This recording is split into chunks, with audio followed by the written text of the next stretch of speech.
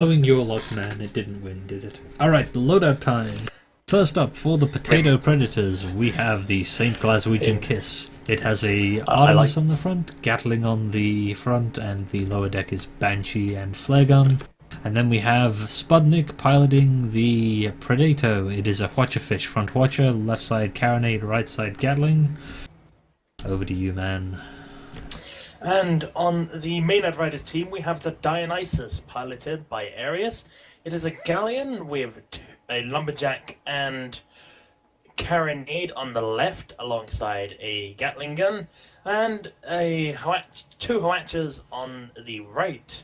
Helping them out is once again the Liberator Zone, which has a Artemis, Minotaur, and Howatcher on the left, as well as two Howatchers on the right. Very interesting. Indeed, and both of the rider ships have flare guns on the back. Shots going out. Predator moving round to the side of Dionysus. They're making sure that the Glaswegian Kiss and Predator are reasonably separated, which will mean that lumberjack arcs can't be maintained on both ships at the same time by any single galleon here. And of course, only one of them has a lumberjack, so that makes life a little easier. Liberator Zone setting up for Predator, Dionysus still engaging Glaswegian Kiss, Predator taking a few hits there, nothing serious. Dionysus suffered a severe disable from the Watcher. Now their armour is broken and they're sitting in the arcs of an Artemis, which is going to slowly whittle down their permahull. The Predator trying to close on the Liberator. Oh, exchange of Watcher fire. I think the Liberator got the worst of it though. Dionysus, no guns up at the moment to speak of. Gatling going in. They're going to suffer another chunk of damage to the Artemis. Banshee also going out on the Dionysus. Watcher into the backside of the Liberator. That'll limit their maneuverability. But the Glaswegian Kiss eating a chunk of Watcher as well. I've been quite enjoying the Banshees on the side of Pirates. It gives a nice I'd say about roughly 20-25 degree angle for trifectas. It's quite nice. Yeah, the Pyre always used to be a ship that you'd start off with 2 guns and then maybe convert to 3 if you were not being targeted. Although there were a few pilots that hated anyone using their side guns and would actively turn them away. I normally have flare guns on the side. Oh, Glaswegian Kiss eating a face full of Watcher, Dionysus eating a backside full of Watcher, Predator eating a backside full of Watcher, Watchers everywhere, and not a drop to stop being exploded by. Glaswegian Kiss firing at Liberator Zone, gun going down there, but oh, big Watcher into the side of Glaswegian Kiss. Let's have a look. Guns all down, engine still intact though, so they have some maneuverability. Watcher going into the Dionysus. Glaswegian Kiss eating another Watcher. Looks like they may have kept their guns peached because they brought them back up there. For those wondering, peached just means partially repaired but not completely repaired, so that one spanner hit can bring them back up. Liberator Zone taking... Dionysus taking a heavy beating. We have only a couple of Gatling bullets left to take it down, and the Dionysus falls.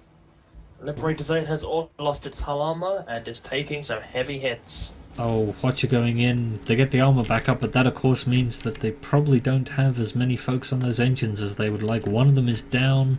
One is, I think, badly injured. They're not going to be able to run anyway because they're a galleon. Gatling is going to break the armor. Liberator Zone is at about 40% perma-hull.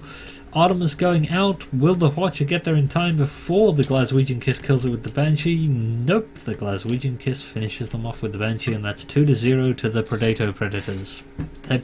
This is quite surprising me, because in the couple of times that I have been casting for the Maenad Ryders SCSs, I've noticed them normally using lumberjack flaks on one side, and they appear to be using close range galleons this time, which I have not seen from them yet, which is, in the current scene of things, not going so well as I assume they planned. Yeah, so I'm not sure that was exactly the plan the Riders had there. Well, I'm fairly certain it wasn't, since being 2-0 down is less than ideal. I'm not sure what I would say went wrong there, but I think it was difficult to get either of those two ships disengaged. The split fire, I'm not sure really worked so well for them. They had one ship focusing on the Predator, one on the Glaswegian Kiss, and the lumberjacks weren't putting the Predator on the ground. It was some very good flying from Spud. He made sure that the Liberator had the Dionysius had a hard time getting them balloon locked and out of the match. Now Glaswegian Kiss is manoeuvring round to the side. Let's bring up the map and show folks what's going on. So the Glaswegian Kiss looks to be going for a relatively wide flank while the Predator stays in place, and the Liberator and Dionysius are sitting on their spawn at the moment. They've got Gunnox, so they're pretty happy. Glaswegian Kiss is enjoying the views of this. I don't know what this is, but apparently it's some sort of fancy observatory. I like to think it's a dwarven structure from the Elder Scrolls or something like that. Oh, Predator takes a few hits from the Watcher on the Liberator, but the Liberator takes more of their own. I wouldn't mind a nice shiny yellow Pyra covered in dwarven armor. Dionysus takes a Watcher burst to their side guns. A lot of them go down. The Liberator zone opening up on the Glaswegian Kiss. A lot of broken stuff on the Glaswegian Kiss. They'll probably bump the Liberator zone here, though. Its balloon is down, though, so it's going to fall. The Glaswegian Kiss has lost its hull armor. Yes, but there's no guns pointing at it at the moment that are up, because the Dionysus ate a face full of Watcher, and their armor's already back up. Glaswegian Kiss going toe-to-toe with the Liberator zone here. I would have thought they'd have turned to engage the Dionysius, but they're leaving that for their ally, and now they eat a face full of Watcher again. 2 engines down on the Glaswegian Kiss. This is less than ideal for them. They've also got a few fire stacks on their hull. Dionysius has managed to engage the Predator here, I think, possibly with a little bit of assistance from the Liberator zone, which is turning that Watcher away from the target, which is why their guns are still up. Glaswegian Kiss eating another Watcher, but the Watcher from the Predator, I think, mostly hitting the Dionysius, maybe a couple of hits on the Liberator zone as well there. Glaswegian Kiss just eating Watcher fire left, right and centre. Its balloon is largely intact. It's trying to moonshine backwards, get some distance. I'm not sure that's their best bet, because the Minotaur and the Lumberjack will potentially push them out of this fight, and if the Predator decides to move up and engage, it may find itself all alone as it does so. Predator sitting underneath the Liberator zone. They may get bumped here, in fact. Or possibly, no, the Watchers are being turned on them. The front gun on the Predator almost certainly down. A few hits on the rear of the ship there. Glaswegian Kiss coming back in on Dionysius. Predator may have managed to distract their enemies long enough there for the Glaswegian Kiss to again get some damage done to the Dionysius. Glaswegian Kiss trying to back up, eating a load of Watcher, but they'll probably pull back far enough here, which means the Predator is once again going to have the opportunity to engage the Dionysius with their own Watcher. They suffer a few hits, but it's mostly on the front of the ship. Gatling coming out, going into the Dionysius. It's at long range. Glaswegian Kiss has suffered an armor break, though. Oh, there's a Artemis, I think, hitting. Lumberjacks hitting. They're having to pull back. They're flying far back here. They're borderline abandoning the Predator, although the Predator, I think, is also disengaged. They don't want any of this engagement if they can reposition. I think they decided that that's not going the way they wanted to. Predator coming back in, Watcher in the Dionysius. Watcher returned fire again. We're seeing this as sort of a pattern here. The Predator comes in, it gets Watchered, it loses its front guns, but its engines are largely intact. It knows it can pull back from the Liberator and the Dionysius, and then the Glaswegian Kiss comes in and does a little bit of damage. Now, of course, the Glaswegian Kiss here has suffered some permahull damage as a consequence of that. I think it's trying to turn away and duck behind the mountain, which it's going to successfully do. They have very little reason to engage here, the Predator and the Glaswegian Kiss. The Liberator Zone and the Dionysius are going to have to get kills, and that means they're going to have to move to them, which of course is difficult but not impossible in a galleon. As we saw last week with the engagement with the Skyborn from the dual rider galleons. Oh man, what do you think the riders are going to do here? Because the potato predators can play cat and mouse all day. I mean, as I said earlier, normally I've seen them use long-range attacks, which seem to work very well for them. They're very accurate with their shots. As we saw, they managed to bring the Glaswegian Kiss down to half its health doing that. However, the Predator is very close range and getting in there and disabling them constantly, which is not working so well. Especially with the Dionysus, which has more longer range weapons than the Liberator Zone, which has... Oh, Predator's armor down underneath a Watcher. That's 50% of their hull gone down. Glaswegian Kiss seems to be sitting behind a mountain, providing long-range Artemis cover. Predator's sitting in Gatling arcs here. Lumberjacks going out on them. What's the other weapon on the side of the Dionysius? It is a... The carronade is really strange. I would have thought that they would go with, I don't know, a heavy flak, another lumberjack. The carronade discourages charging. Like if you're close range there, you don't. Oh, Predator bouncing. This could be a problem for them here. Their balloon is down, so they are going to bottom out. That will break their armor. And the goldfish became a boat. Unfortunately, not a very good boat. It bottomed out and then and died pretty much instantly. Glaswegian Kiss has, well, it's all the way back here, so there's very little risk of anything shooting it. But I'm waiting for the day that the developers make like a boat which has a full boat hull. I mean, don't get me wrong, I love the new look of the Alliance ships, and I'm really excited for the new Arashi one coming out next week, but there's no boats. Oh, man demands a boat. What are we thinking here? I mean, there's a boat over here at, what is this, A4, but it's not even a boat, it's floating in the air. Oh, this here is an airship. Well, looks as though Predator has returned after their mauling and are closing in on Dionysius and Liberator again. Going to look to disrupt the formation as they have been doing. They know that they can get a kill because they've gotten a kill early and 2 kills early in this engagement.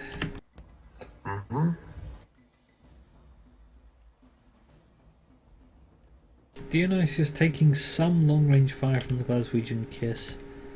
Glaswegian Kiss probably outside of effective range for the 2 ships' weapons here.